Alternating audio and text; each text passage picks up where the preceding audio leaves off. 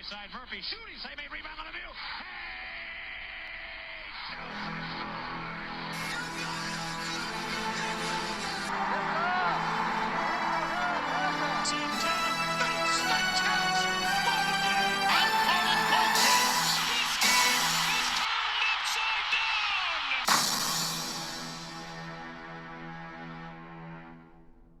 Hey everyone, this is Casey. You are watching the Red Rubber Duckman All Sports Network. Steelers lose 19-17 to the Cincinnati Bengals at Acrisure Stadium in the regular season finale. Now, do not let the scoreboard fool you. This game was not close at all. The Steelers were never close to matching the firepower that Cincy had. In fact, I feel like the Bengals should have put up more than 19 points. That's how bad the Steelers played. Let's go over this team. If I really want to, but I need to. This is a review. Let's start with the offense because once again, the O-line could not protect Russell Wilson for the life of him. Russ went down 4 times during that game, and all 4 of those sacks involved Trey Hendrickson, who is now the sack leader for this 2024 season. And when Russ actually did get chances from the O-line, he's either missing receivers or he's making terrible decisions. He went 17 for 31. That is not great. And the offense kept getting 3 and out after 3 and out after 3 and out. And then there's this one occasion where we make a rare mistake on special teams with Calvin Austin fumbling the punt return. The defense gives us a gift and a Beanie Bishop pick. We haven't mentioned his name in a long time. And we could only get a turnover on downs afterwards. When the QB sneak didn't work on 3rd and 1, we ran a high halfback dive with Jalen Warren. Just try to quarterback sneak again. It's a heck of a lot faster, and this time you can get more linemen behind Russ to make him reach past the line to gain. But no, that didn't happen. George Pickens, that was the worst game I've ever seen out of you.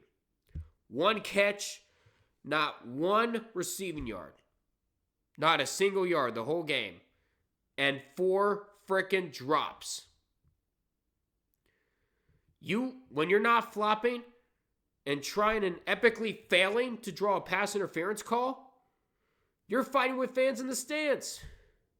You're turning into the one thing we try to avoid when drafting wide receivers. Cancer. And we can't even seem to avoid that when drafting wide receivers. Do you know what you do when you find cancer? You cut it out. We did the same thing to AB. We did the same thing to Juju. Heck, this could happen to you if you don't get it together. There's a good chance you could be cut from this organization in the coming years, whether you want to be cut or you don't. If you're going to continue to act like this, you might not find a job elsewhere. I know Antonio Brown and Juju managed to find jobs, but you might not. I'm being serious. And that flop, the hell were you doing? You weren't even close to the ball, nor any Bengals defenders. Were you trying to make a spectacular catch? Because if you did, that failed miserably. If you're going to keep playing like that, you won't be on the team much longer. And then one last thing about the offense. That last drive. Russ, you should know by now when to get out of bounds and not try to truck towards the defenders. The defense got to stop before that drive. And that was right at the 2-minute warning. Right at the 2-minute warning, the Bengals had the punt. They gifted you the greatest gift that they could bestow upon you. Time. Time to actually get in field goal range, because at that point you were down 2. You had plenty of chances to get in Boswell's field goal range. And it's a very big target. Boswell has kicked multiple 50-plus yarders this season. You had a wide target. It was right there for the taking, and you weren't even close. You were not even close from getting there. Like, don't be afraid of going out of bounds. Don't be afraid of the sideline. It's there for a reason.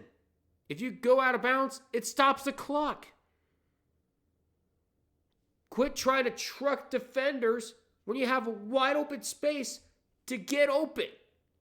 When you have wide open space to get out of bounds. Just go out of bounds and stop the clock. You have more than enough time. Stop trying to be the hero and actually focus on the clock. The sideline is there for the reason, especially in the last 2 minutes. If I was the offense, I would be begging for forgiveness from the likes of TJ Watt and Cameron Hayward. While TJ Watt is having a down year this year, he's still one of the big bright spots on this team. And Cameron Hayward, he played his heart out during the second half of the year. He was picking up sacks left and right. And this is how you repay him for his efforts? The defense gifted you so many opportunities, and you constantly and consistently leave with nothing except for making their job harder than it should be. The only reason we are in the playoffs right now is Chris Boswell. I'm being dead serious.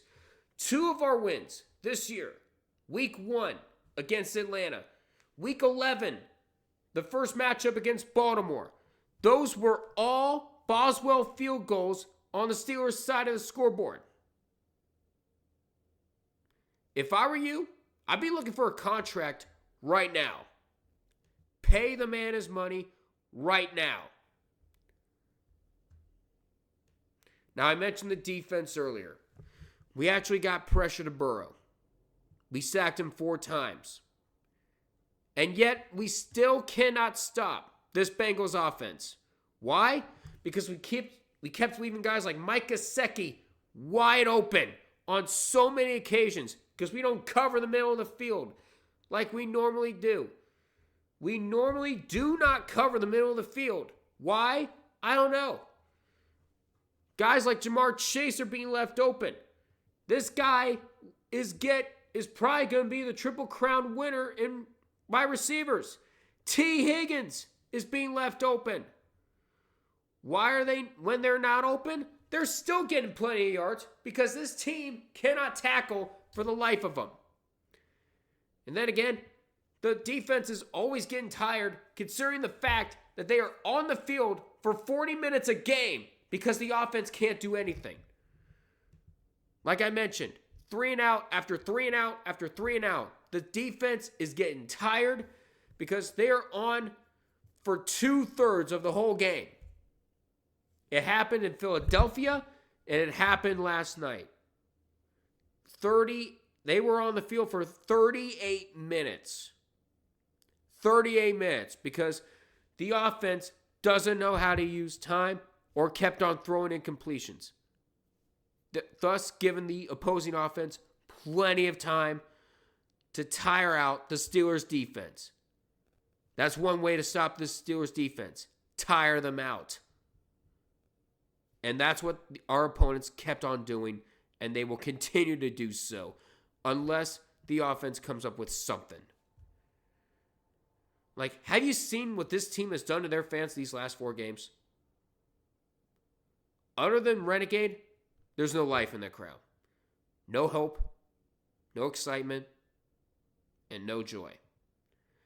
As soon as the team clinched yet another winning record and a spot in the playoffs, this team checked out.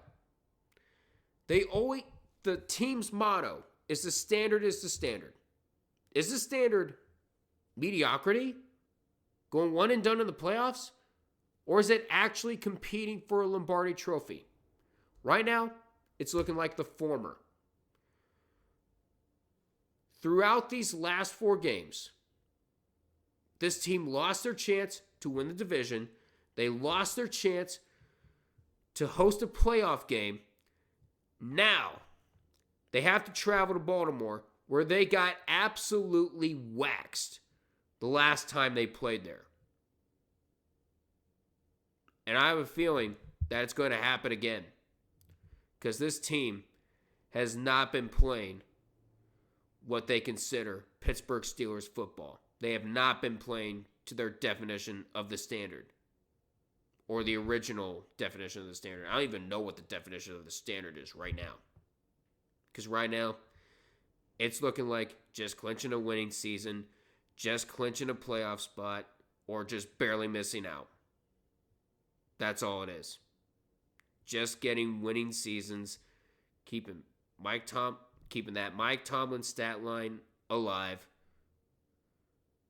and just going about by our day. That's really all it is. There ain't much to it. You have until Saturday to decide what team you want to be. Do you want to be a team that looks like they love to go one and done every year?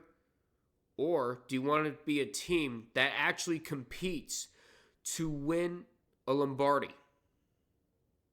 You have until Saturday to make that decision.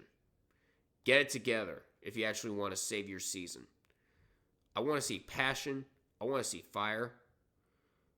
I want to see a team that actually tries. I want to see a team that actually wants to commit to making great decisions. I want to see a team that actually uses time to its advantage. I want to see a team that has all the talent in the world and actually decides to use it. You have that talent. Use it. The only thing that matters, like you could have all the talent in the world, but the one thing that matters, this right there.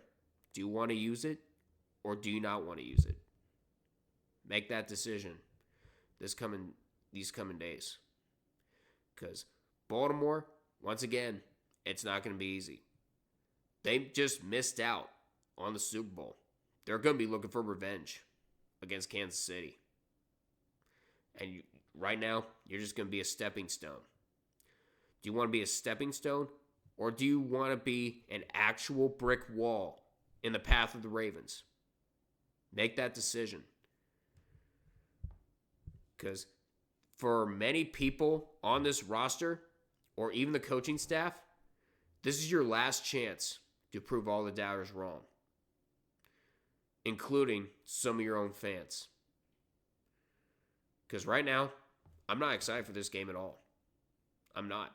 Am I still going to stream it? Oh, yeah. Am I still going to make a preview for the game? You bet your ass I am.